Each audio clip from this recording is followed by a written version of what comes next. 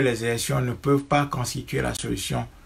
dans une dictature de type héréditaire avec une forte caractéristique coloniale, parce qu'en réalité, un problème colonial ne peut pas être résolu par les élections. Un régime de type colonial ne peut être affronté que par une insurrection populaire organisée, c'est-à-dire une révolution populaire organisée. Donc, c'est vain que les Africains continuent à chercher des solutions électoralistes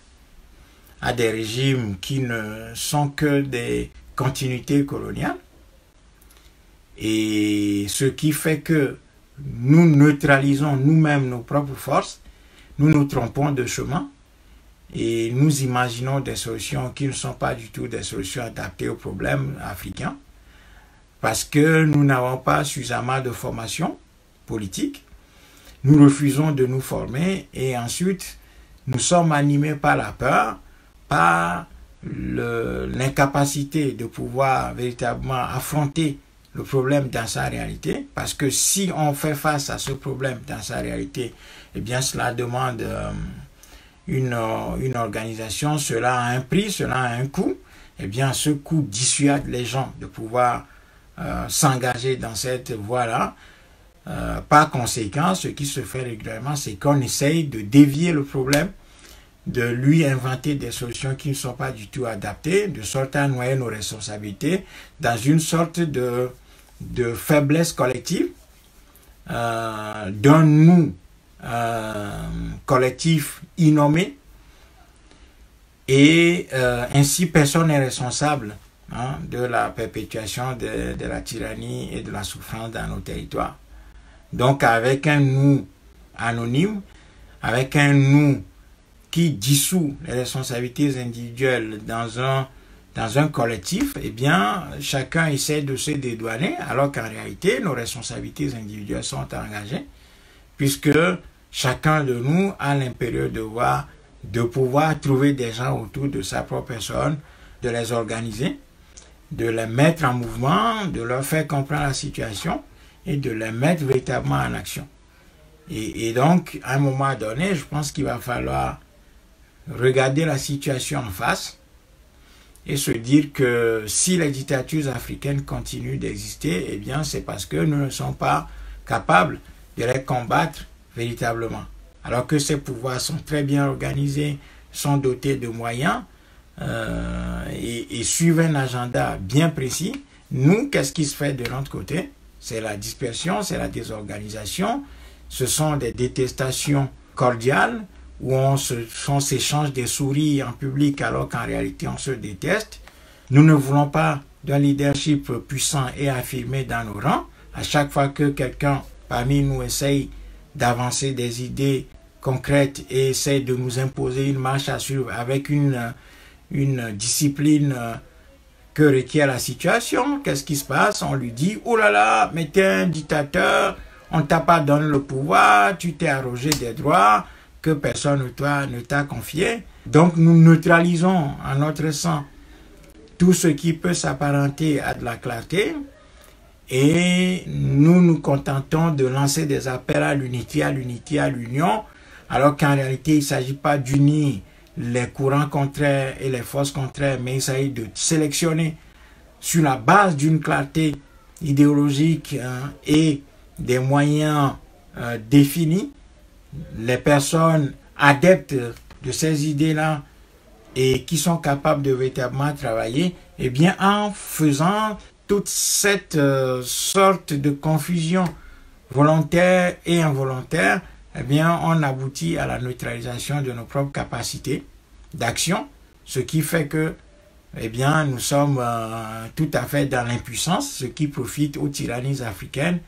avec le soutien de leurs alliés extérieurs et locaux qui nous embêtent et qui continuent de se dire que les Africains sont tout à fait incapables d'aller de l'avant parce que ces gens-là,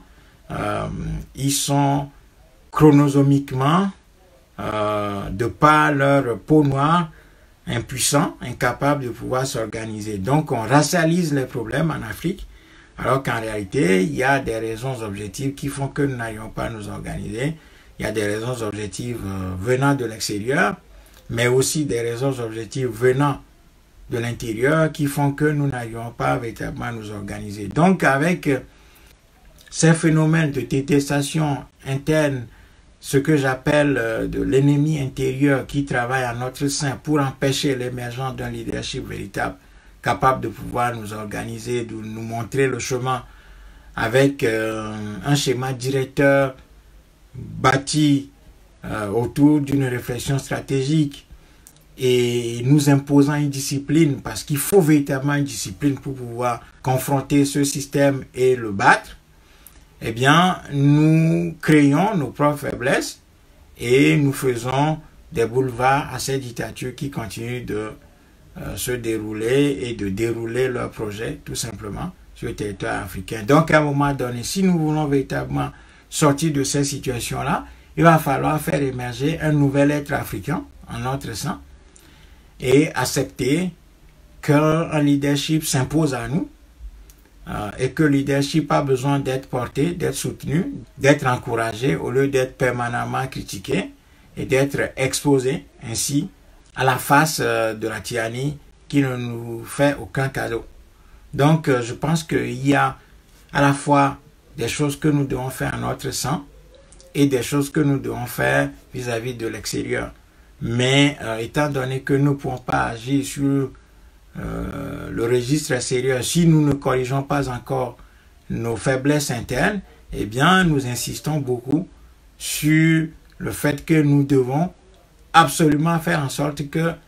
qu'émerge en notre sein un leadership que nous portons, que nous devons soutenir et en qui nous devons avoir confiance et pousser